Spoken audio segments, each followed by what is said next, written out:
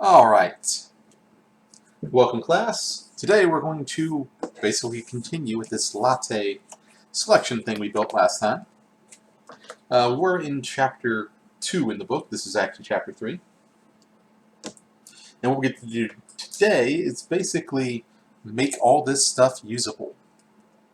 So as of right now, this thing runs, boop, and it does absolutely nothing, which is normal because we just have the items here, we don't have anything else. So everything works like this. We got all our labels, all our buttons, there's no pictures to show, so nothing shows up. So let's adjust this so it actually does some stuff now. Now I have some pictures online, and you can feel free to save those. Maybe to your pictures. We'll use these two for the actual project. And I'm going to click on this first one to the left, which should be Pick Pumpkin, is what the actual object's called. Now I want to put an image on it, because it's a picture box. So we just have to find where the image actual location is, and it is under Appearance, Image. So I'll click here, bot up, and I will import. And we'll go to pictures where we saved it, and I have numerous little pictures here, but we'll find in particular the picture of the pumpkin and the mocha. So there's our pumpkin. Boop. And I can just hit OK to drop that into this slot. Hurrah! Now before we move on, I want to also disable this, or I should say set the behavior visible to false. And what visible false does is basically, is it on? False, then you don't see it. If it's set to true, then you do see it.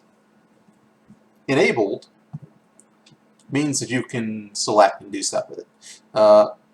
We don't really worry about that for this particular thing. That's mostly used for buttons and text boxes. Visible will make this entire thing not be able to be seen. So when I turn this on, you won't even see the box. And what I want it to do is when I run this button, it's going to turn on this picture. It's going to turn off this one. When I run this button, it'll turn on this picture, turn off this one. So basically we're just going to make it so it swaps between the two. Now speaking of the second one, we'll go to this one, which is, I believe, Pick Mocha. And I have to drop in that picture too, which is under Appearance, Picture. And I'm going to import the mocha picture wherever that happens to be.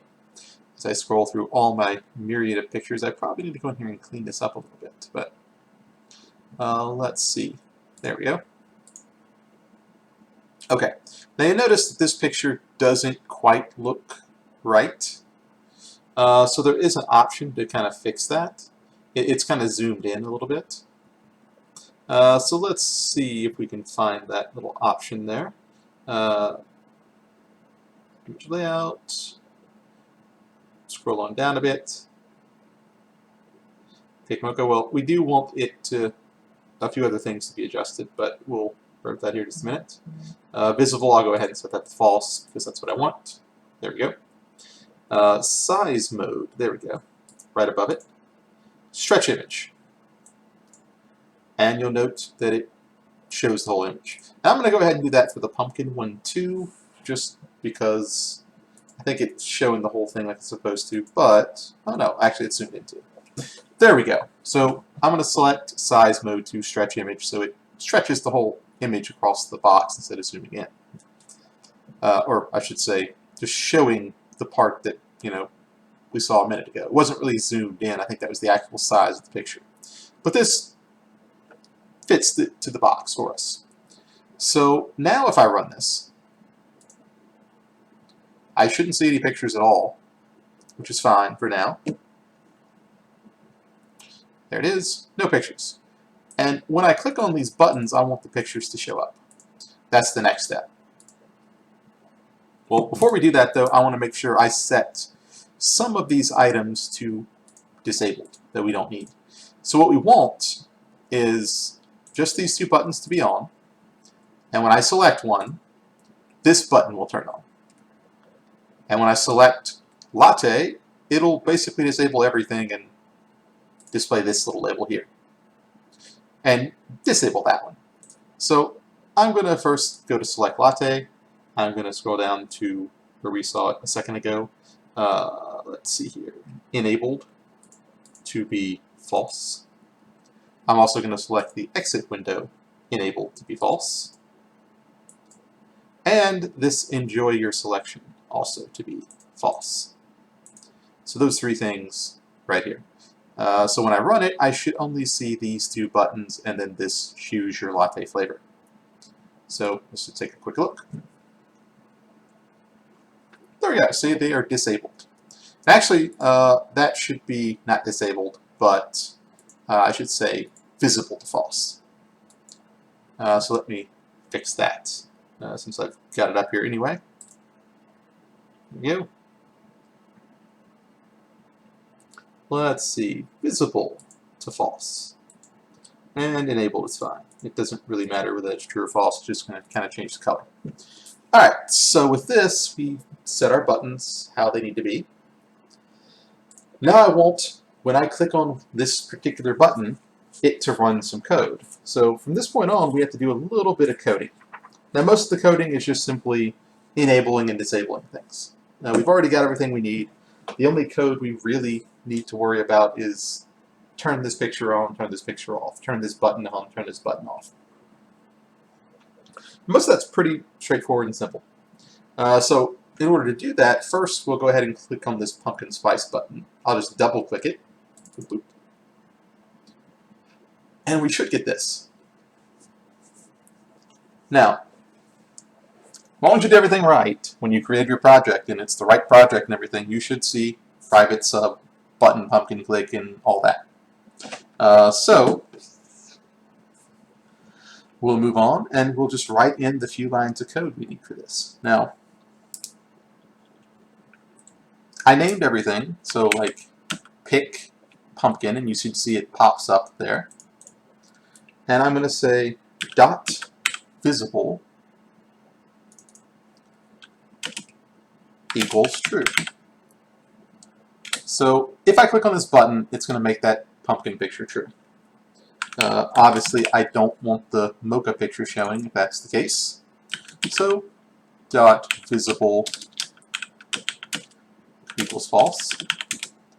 And then I will say the button select button, which is that select mocha button, dot enable equals true.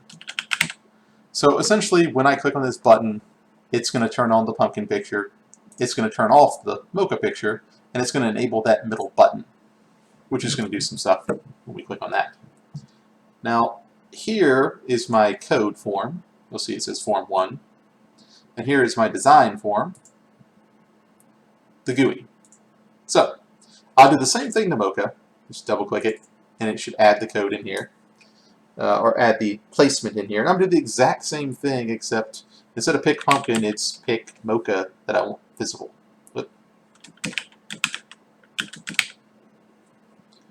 Dot visible equals true. Pick pumpkin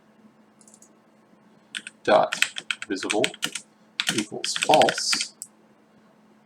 And if you make some minor mistakes like capital letter or something, it'll typically auto-correct it. So button select dot enabled equals true. And pardon my semicolons, I am somewhat used to Java here, so there we go. So if I select either of these, this button's going to turn on. And then whichever one I pick, I'm going to select that, and it's going to get rid of this guy, and it's going to turn on that, and it's going to turn on this exit window, which we're going to use to close later. So I just simply need to go in here and double click the select latte now, and from here we just simply need to disable all the buttons since we're done. So button pumpkin dot enable equals false. Basically, I'm just going to turn off those buttons, so once I make my selection, there's nothing I can do. Button select dot enable equals false. Button mocha dot enable equals false. And then the labels, LBL instructions dot visible equals false. Now, if you misspell something, it will complain. Yep. You'll see, it'll tell you, I don't know what LBL instructions is. And this is why we typically start with our name, BTN for button, LBL for instructions, or sorry, LBL for labels, PIC for picture boxes and things like that. So each little item that we throw on there has a prefix that we usually put in there. You don't have to put it in there, actually. You could just call it instructions if you wanted to. But labeling what it is makes it a heck of a lot easier to find when you're writing all the code. So LBL confirmation dot visible equals true. And then button exit dot enable equals true. So essentially clicking on the select will turn off everything, turn on a little thing that says, good job, enjoy your drink, and then the exit button is finally able to be clicked. And you can occasionally save all. So the exit is pretty simple. I'm just going to double click on that and write close. That's it. Now, of course, we don't necessarily have to have a separate button for this because we have an X up there that does the same thing, but there are times where you might have multiple windows and things and you just want to close a particular window or not the entire program. So there are times where you kind of would prefer like a file menu exit or just close window button. So if we did this right, it should run and show no pictures until we click on one of these. Then we should be able to select and this goes away, that comes on. Click on this and it should close us down. So let's see if we did this correctly. Alright, nothing, no pictures. We have some buttons disabled. Choose your flavor. Pumpkin spice comes on. Mocha comes on. Honestly, who drinks pumpkin spice? Really? Anybody? I don't know. It sounds kind of meh. Mocha, okay. It's kind of chocolatey, I can see that. So I'm going to select mocha, and this button is turned on. So I simply just have to select the latte. Thank you for your selection. Maybe it'll display a price or something at some point, or ask me for money. And when I click on exit, and notice these are all disabled, exit should close out the whole thing. Voila. Almost magical. So that's essentially the quick tutorial on how to do this, and essentially I just went through the chapter fairly swiftly with this. If you want to take it step by step, it would probably be very helpful. I've pretty much given you everything right here, but following it step by step, reading through the text, is probably a little more, just as much useful, if not, more. So if you have any questions, issues, or anything like that, let me know. Otherwise, I will see you for the next one. If I can find my spot here. Okay. There it is. All right. See you.